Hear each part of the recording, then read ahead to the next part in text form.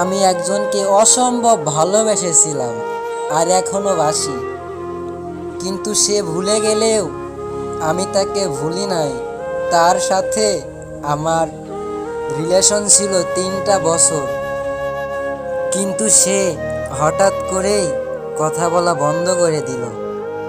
আর আমি ভাবি আমি কি না করেছিলাম তার জন্য যে আমাকে ছেড়ে গেল। আমার কি হবে?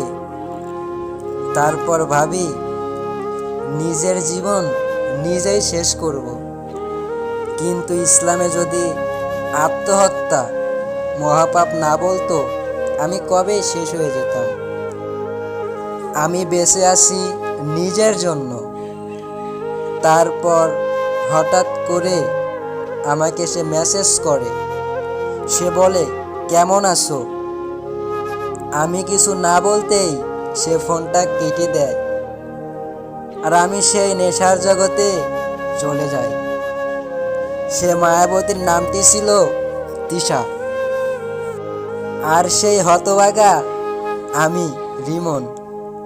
আর আমি তাকে বিশ্বাস করে আজ নেশাকে আপন করেছি।